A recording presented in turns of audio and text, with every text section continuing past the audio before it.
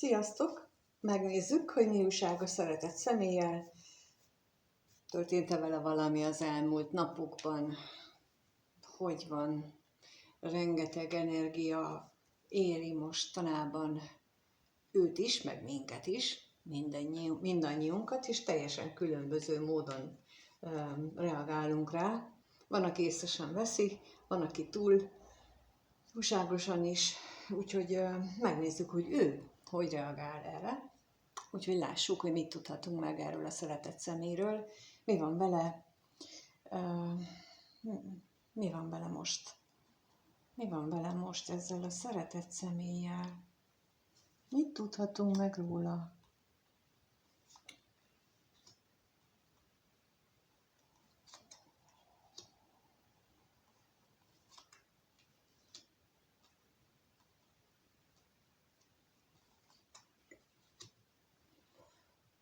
Nos, nagyon sok mindenem gondolkodik.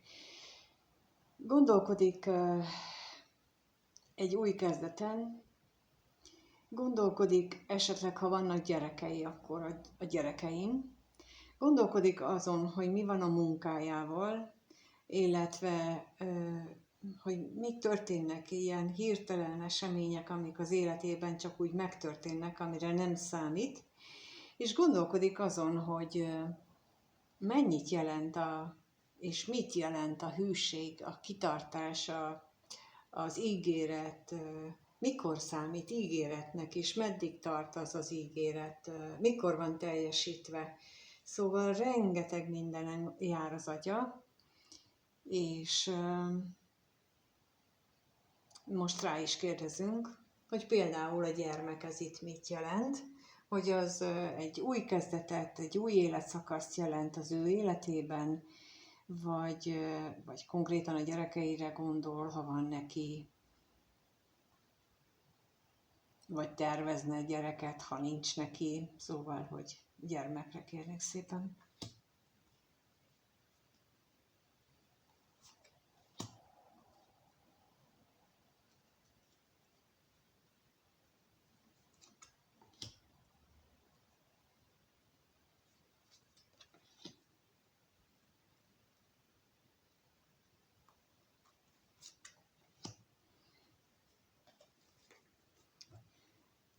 Azt gondolom, hogy itt nem egy új életszakaszról van szó, hanem arról, hogyha van neki gyereke, vagy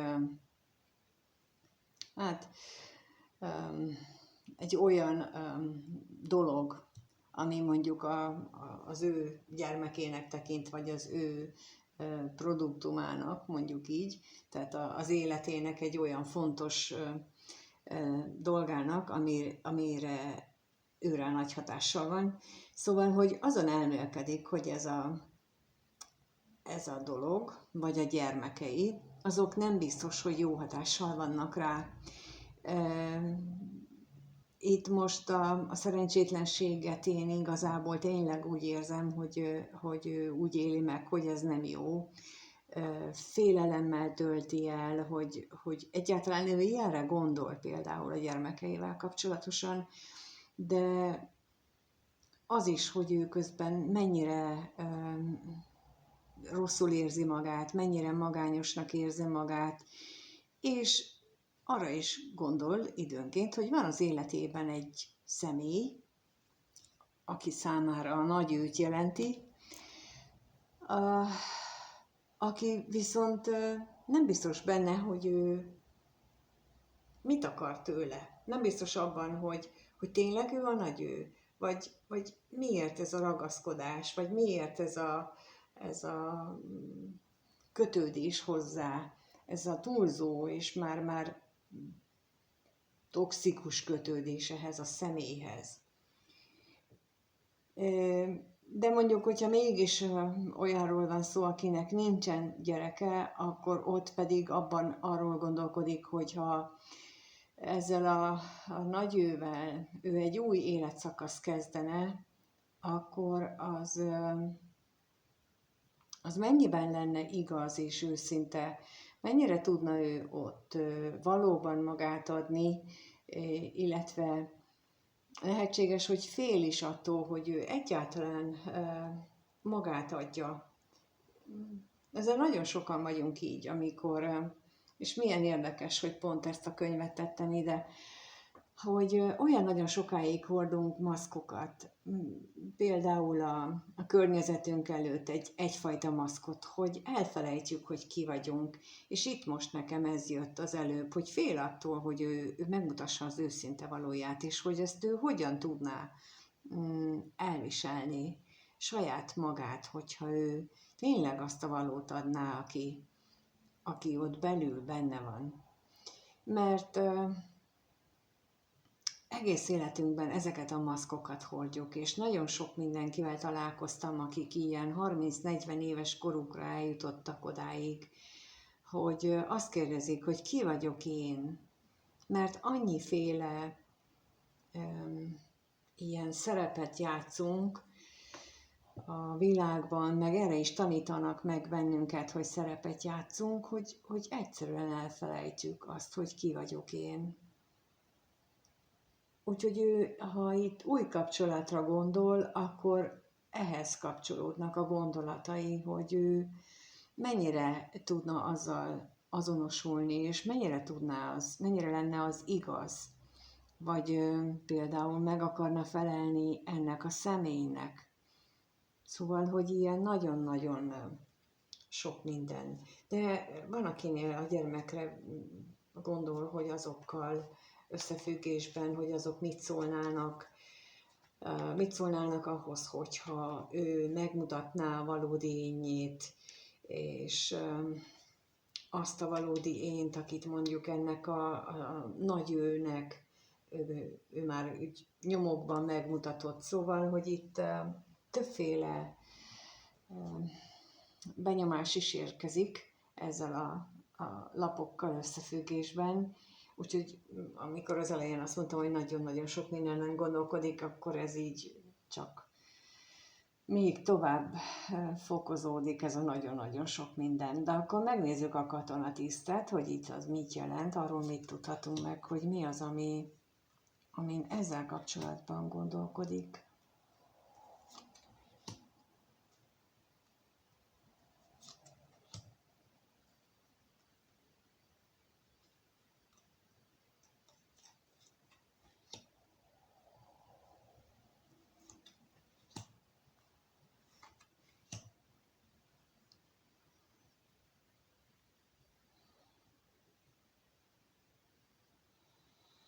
Lehetséges, hogy itt a távolság az, amelyik verzió itt érvényes. Az a távolság, mondjuk, hogyha közöttetek most éppen nincs ilyen rendszeres találkozás, ilyen gyakori, akkor reménykedik abban, hogy nem hat rád mondjuk ilyen nagy szomorúsággal ez a távollét, ugyanakkor abban is reménykedik, hogy nem múlik el ez a boldogság érzés, ez a szeretet, ez a szerencse, amit te az életébe hoztál, vagy hát valaki, mondjuk, még nem tudjuk, hogy te vagy-e, de valaki az, aki a számára fontos személyt jelenti. Tehát, hogy itt nagyon bizonytalan ő, és rengeteg mindent próbál egyszerre átgondolni, és szerintem valahogy úgy működik most ő, mint hogyha percről percre más minden jutna az eszébe, hogy jaj, még ezt is, jaj, még ez is, meg ez is, meg ez is, és így elveszik a sok gondolat között. És akkor most a levélre is kérnék szépen.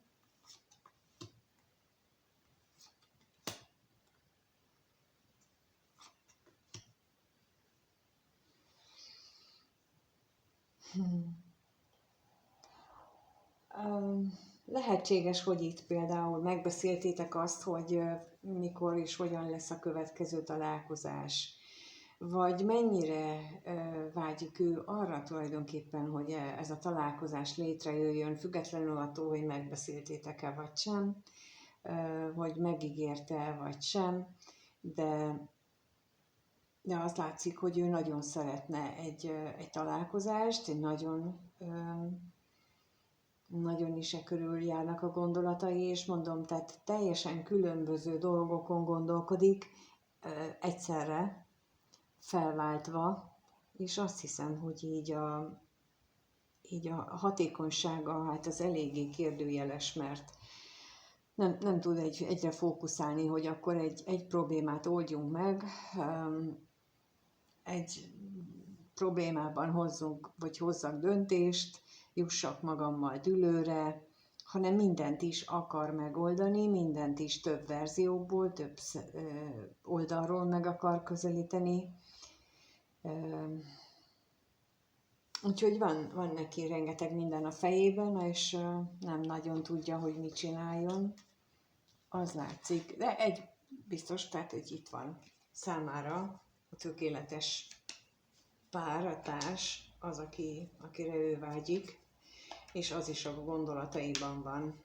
No, de akkor megnézzük, hogy esetleg te vagy-e ez a tökéletes társ számára, aki a gondolataiban van, tehát, hogy mit gondol a nézőről ez a szeretett személy, erre vagyok kíváncsi most, erre kérnék szépen, hogy mit gondol a nézőről a szeretett személy, ez a személy. Mit gondol?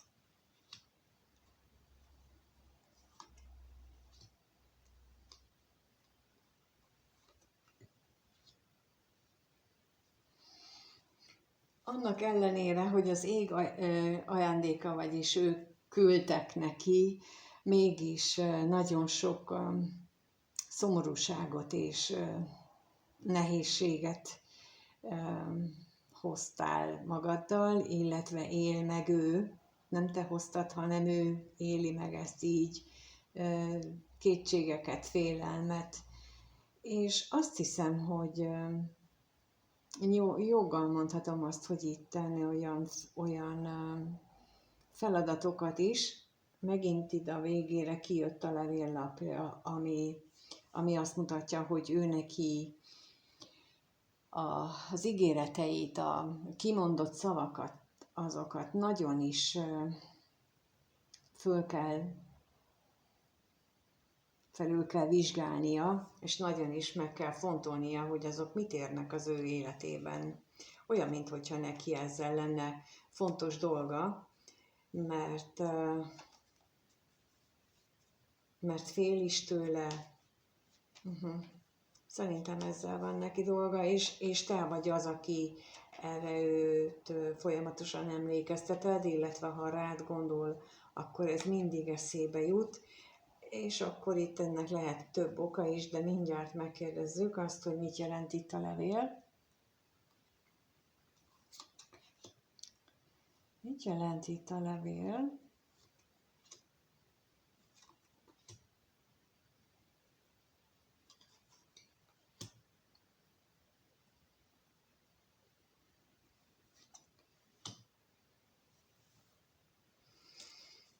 Erre gondoltam, amikor megkérdeztem, tehát, hogy valószínűleg van az életében olyan személy, és akkor ez lehet gyermek, de lehet bárki a környezetében, akinek ő valamikor ígért valamit, valakivel például, hogyha volt vagy van neki kapcsolata, párkapcsolata mondjuk, akkor ott ifjonti hévvel megígérte, hogy akkor mindig, és úgy lesz, és ez a sírig tart, és közben most értette meg, hogy mit jelentenek ezek a szavak, a te lényed ébreszti rá ezekre az ígéretekre, azt, hogy ez valójában mit is jelent, mert azok a körülmények, amiket annak idején ezt a ezeknek a szavaknak a kimondására késztette, azok eltűntek, és már nincsenek meg. És hogyan tudja ő mondjuk ezeket visszaszívni, vagy átalakítani, vagy az ő lelkében, az ő lelki ismeretében, inkább így mondom, az ő lelki ismeretében ezt úgy visszavonni, hogy közben mégse sérüljön meg az ő becsülete, mondjuk. Tehát, hogy itt igen, erre gondoltam, amikor rákérdeztem, hogy esetleg ezt jelenti-e, de úgy látszik, hogy ez erre emlékezteted, vagy ezt hozod elő belőle. És a félelemre kérnék szépen, még a féltékenységre, hogy mitől fél ő, vagy mi az, ami ezt a féltékenységet benne okozza. Mit jelent itt a féltékenység?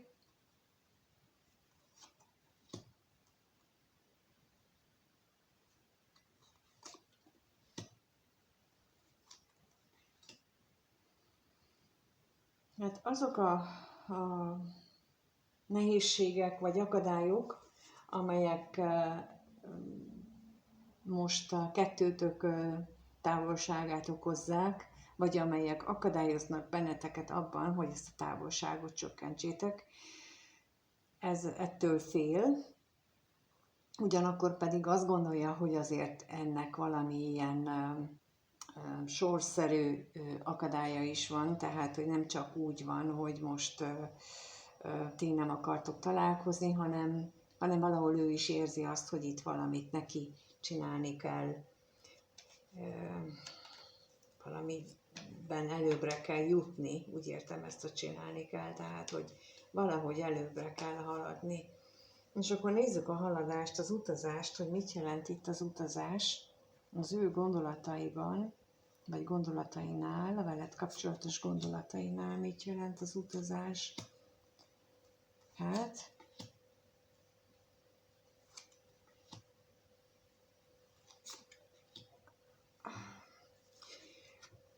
a lelki átalakulást mindenképpen jelenti, még akkor is, hogyha ez időnként nagy belső küzdelmet okoz neki, és az látszik, hogy nagyot okoz valóban. Ugyanakkor az utánad való vágya is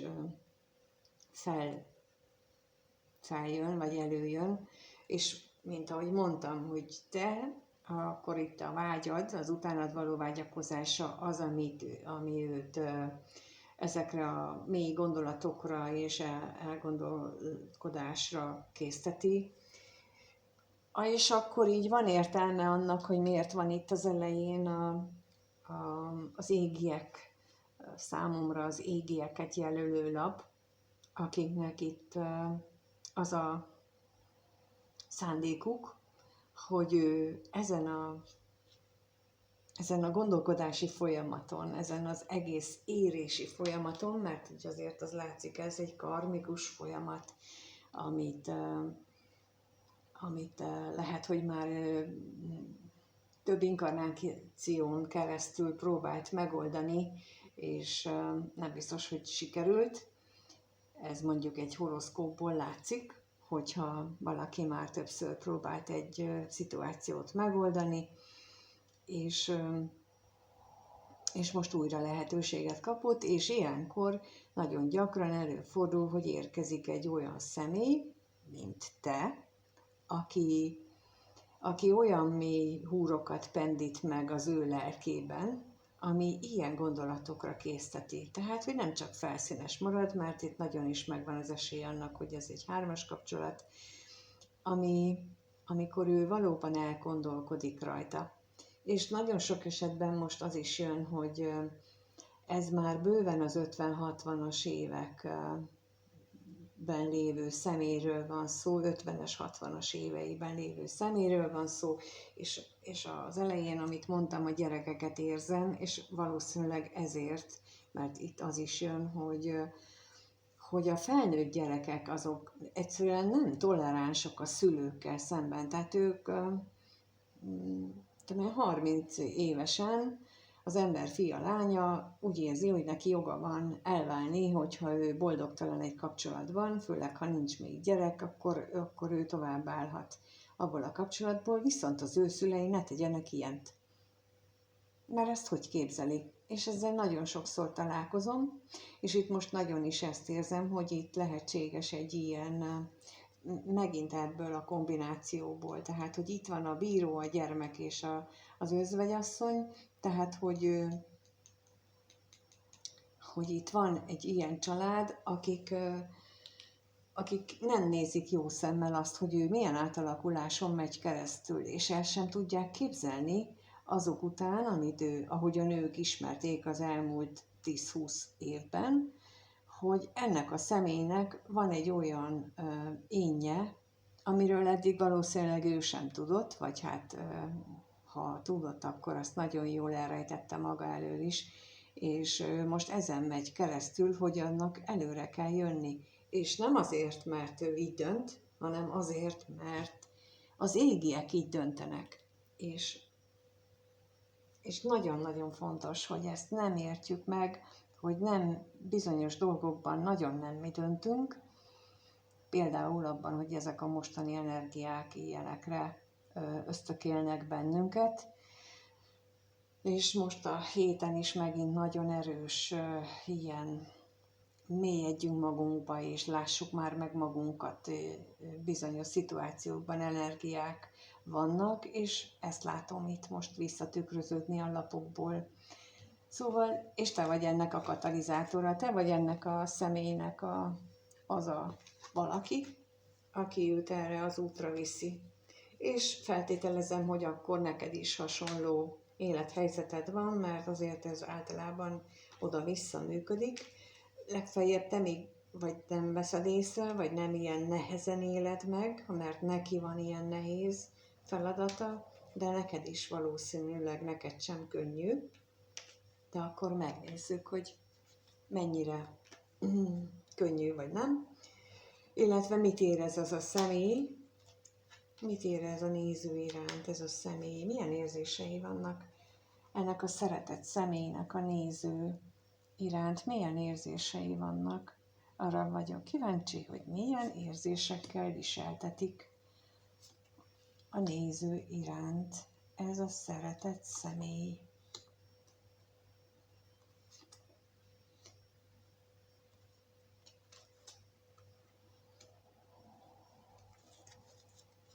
Hát ez kétségtelen, hogy kitartással, függetlenül attól, hogy ő megpróbálta maga mögött hagyni az, hogy te milyen tökéletes vagy a számára, megpróbálta ezen túl lendülni, nem erre fókuszálni, nem a vágyaival törődni, hanem ezeken a kérdéseken, amit az előbb láttunk, ő folyamatosan megpróbál másra figyelni, az összes többi életterületére, és mégis az látszik, hogy ott van, hogy ő kitart, hűséges érzéseiben mindenképpen, te vagy számára a nagy ő, tehát most már nyugodtan kimondhatjuk, itt az elsőnél már kijött, de most itt megjelenik, hogy te vagy számára az a személy, akire ő vágyik, és bármit tesz, hogy az életéből kiseperjem, vagy ne legyen róla tudomást, nem tudja megtenni. És a vágyai is állandóan újra és újra arra késztetik őt, hogy ő változzon, illetve változtasson a gondolatain, változtasson az életén. Akkor most a halálra kérdezek először rá, hogy mit jelent itt a halál? Mit jelent itt a halál? Mi ez a halál?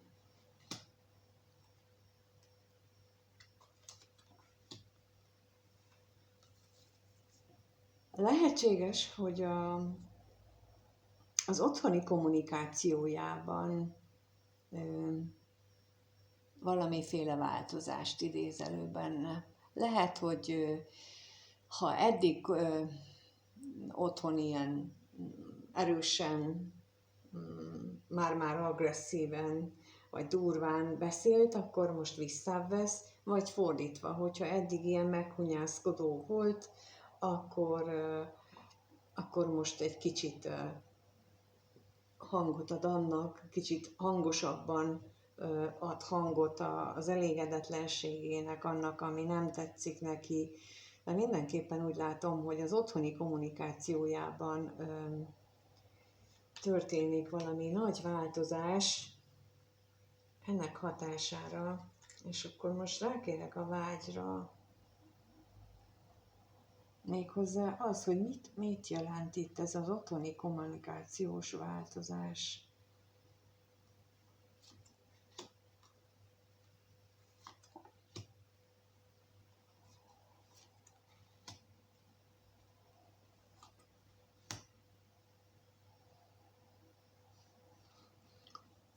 Lehetséges, hogy a veled való beszélgetései, a veled való kommunikációja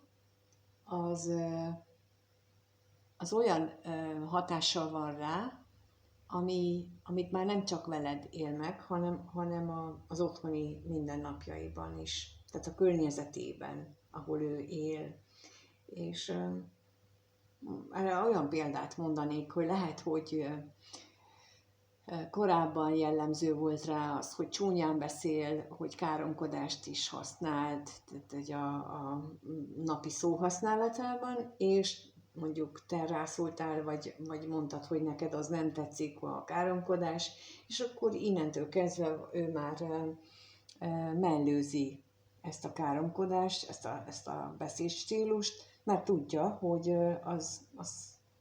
vagy például te ezt nem szereted, és ilyen jellegű is lehet például az, hogy ő otthon a kommunikációjában változtat. És olvastam az kommentben, hogy valamelyik kötet írta, hogy a gyertya is, hogy hogyan ég, és az egyik az mennyire erőteljes a másikhoz képest, meg hogy az így időnként felvillan. Igen, és ráadásul ezt teszi úgy, hogy mielőtt elkezdtem, előtte nagyon szépen égett mind a kettő. Tehát, hogy itt biztos, hogy az itteni energiák, azok hatással vannak a gyertyákra is. Most így feltűnt, hogy a másik az megint olyan halódó időnként. Na de megnézzük a tolvajt, hogy mi az, amit ő próbál hátrahagyni, vagy mi az, ami még esetleg az ő érzéseiben így hátráltatóként van jelen.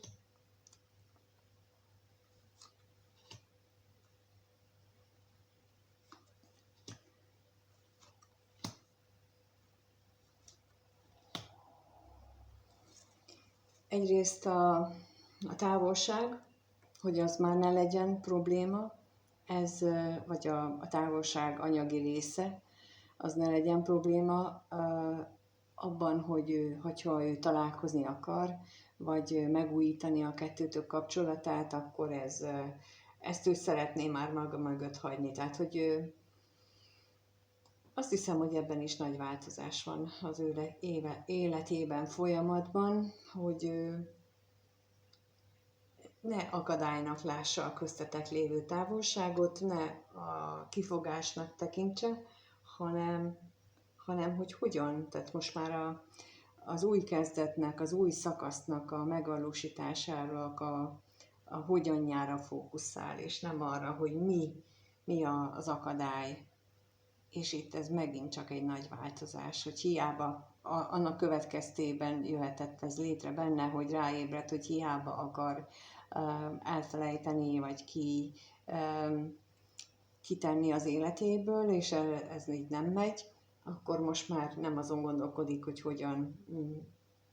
hogyan szüntesse meg a hozzád fűződő érzéseit, hanem azt, hogy hogyan tud veled egy új kapcsolatot.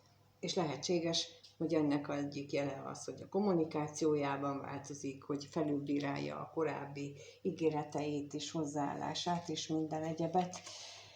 És azért az egy nagyon beszédes, hogy középen nagyőként te jelentél meg neki, itt az érzéseinél, úgyhogy megnézzük, hogy a következő néhány napban, egy hétben milyen változás várható, vagy közeledés hozzád ettől a szeretett személytől, mi várható a néző irányában, mi várható ettől a szeretett személytől a néző irányába a következő néhány napban, mire számíthat a néző tőle, mire számíthat.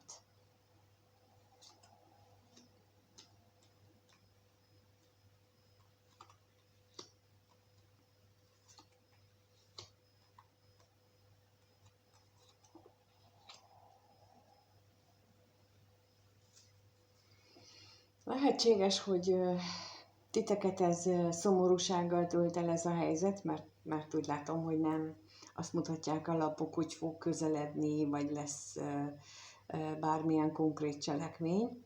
Ugyanakkor mégis azt gondolom, hogy ez egy nagyon is pozitív, mert továbbra is ott van a hűség, még akkor is, hogyha esetleg ez titeket elbizonytalanít, hogy most tényleg van itt, tényleg kitart, vagy nem tart ki, vagy tényleg megtörténik, vagy jönni fog, vagy mégsem. Mert az is látszik, hogy ő viszont ennek a sok belső csatájának, vívódásának igyekszik hátat fordítani, és igyekszik fókuszálni a dolgait, de akkor kérnék szépen az özvegy férfire, hogy ez mit jelent, mire fókuszál.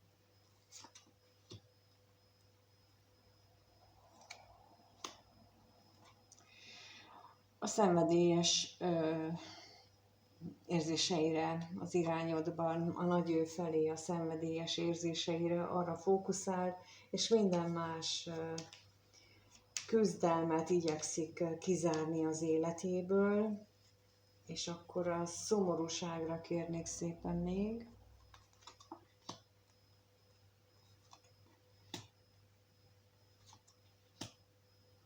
Lehetséges, hogy kezdi elfogadni magában az, hogy valakinek szomorúságot kell okoznia, ami mondjuk már az előző lapokból is látszott, hogy ő eléggé ebbe az irányba halad, de az is elképzelhető, hogy mivel a fókuszát áthelyezte itt rád, ezért ezt is kezdi elfogadni, hogyha rád fókuszál, akkor másnak ezzel szomorúságot okoz, és mondjuk nem neked okoz szomorúságot, hanem másnak, mert lehet, hogy most ebben is fordul a kocka. És akkor a bíróra kérnék szépen még, hogy mi ez a...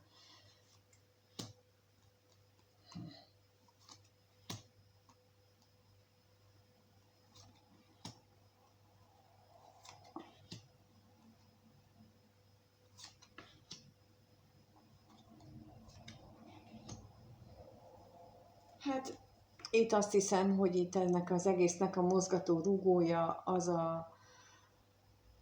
az a vágyakozás, a találkozásra való vágyakozás, hogy a lelki problémák, illetve akár ilyen régi hitmintákhoz való kötődések, azoknak az elengedése, azoknak az átértékelése, annak mindnek az a mozgató rugója, hogy mennyire szeretne találkozni veled, illetve ez a nagyon is szenvedélyes, mély érzések, amelyik benne vannak, és ez látszik, de hogy ebből konkrét találkozás lesz-e, vagy ez mind csak vágyak szintén megmarad, ezt nem tudom most azt mondani, hogy biztosan lesz. Szerintem valakiknél biztosan lesz, de nem általában mindenkinél. Inkább kisebb eséllyel mondanám azt, hogy kevesebb embernél lesz itt konkrét találkozás a nézők közül. De remélem, hogy nagyon sok mindenkire érvényes, mert ez nagyon szép folyamatot mutat, ez a mai vetés, ez nagyon szép kapcsolódást, és ha kíváncsi vagyok, hogy ez most valóban a te kirakásod, akkor a leírásban ott az elérhetőség, és ott tudtok keresni egyéni kirakásért. A leírásban találhatok olyan kurzusokat is, ahol lehet segíteni ennek a személynek, meg hát persze magatoknak is, de mindkettő, vagy az önismereti munkátok által mindkettőtökön tudtok segíteni. Ott vannak olyan kurzusok, amelyekkel előbbre lehet mozdítani az energiákat, azok, amelyek mind a két fél között mozognak, és azt is kérhetitek, illetve megírjátok a kommentben, azt megköszönöm, hogy mit gondoltok erről, vagy ti hogyan élitek meg, tényleg van-e nálatok is, érzitek-e ezeket az energiákat, hogyan élitek meg, hogyan érzitek, azt köszönöm, és szívesen olvasom, a lájkot és a feliratkozást is, és egyébként pedig mindenkinek minden jót kívánok, sziasztok!